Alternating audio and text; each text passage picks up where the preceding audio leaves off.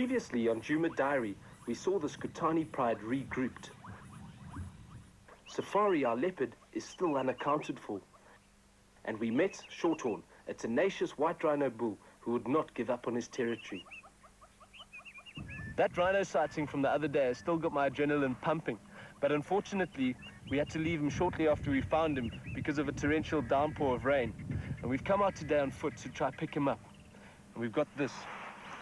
His tracks are here in the sand, but unfortunately the rain has rained on top of it. I still don't think it's very old, so if we follow him, I'm sure we'll get him. When you're on foot in the bush, it is very important to keep your eyes and ears open at all times. You don't know what's behind the next tree and don't want to surprise anything either. But you also find things that you would usually drive right past.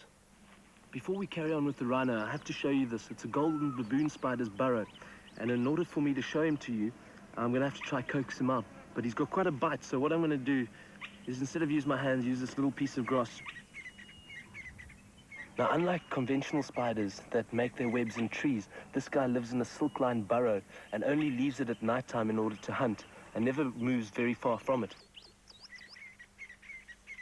But the males you'll see sometimes moving quite far distances looking for a mate. They aren't generally venomous, but when antagonized can deliver a nasty bite. I think we've disturbed this guy enough now. Let's carry on and try find that rhino.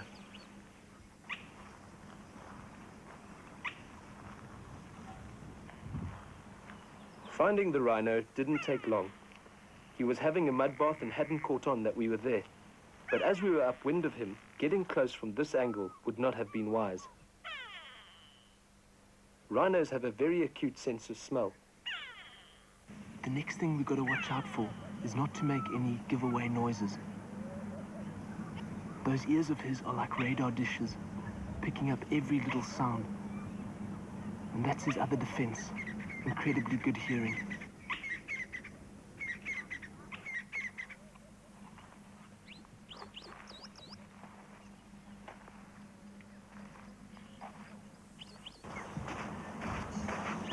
Okay, we've decided to change it a little bit. We're going to circle round so that the wind's in our favor, rather than going there and disturbing him from his nice wallow.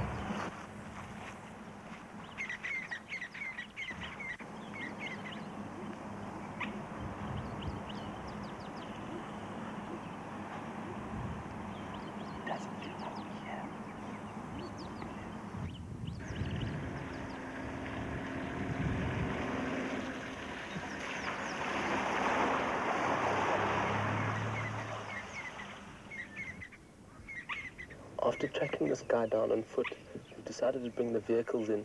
It always helps to get a bit closer without bothering him. As you can see, he's a pretty relaxed chap.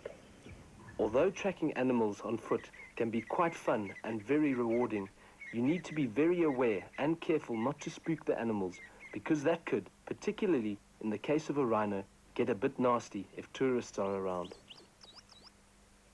Ironically, most animals are much more habituated to vehicles than humans on foot, which is why to get a close, nice sighting like this, a vehicle is ultimately the safest and easiest way. But to get those shots where the behavior is unaffected by human presence, and if you're extremely careful, tracking and filming on foot can be very exhilarating. A little later, we did another bit of bush tracking and found this kudu just after she had given birth. The calf had barely found its legs before he was feeding, and only a short while later they were on the move again. Wild animals seldom spend a lot of time in the birthing process. For the sake of their survival, the calf will be up and walking in a matter of minutes. Some species, like the impala, can actually control the duration of the gestation period. They also synchronize the time of their births in a herd, which usually coincide with the first summer rains. By doing this, each young impala has a slightly better chance of survival in the first important weeks. Because of the sheer number of newborns, more survive as predators can only catch and devour so many in a given day. We've just heard over the radio that there's a leopard sighting at Philemon's Dip. Let's head there now and check it out.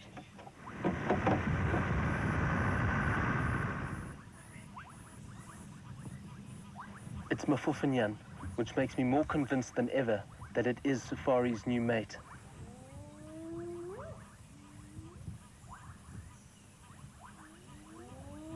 He is definitely patrolling his territory, leaving a trail of scent marks as he goes along. He is so busy that he hardly notices the game that he passes by, until the scrub hare. Well, this is where we're going to leave you tonight, but I'm going to stick around here for a while. Join us next time when I let you know how it all turns out.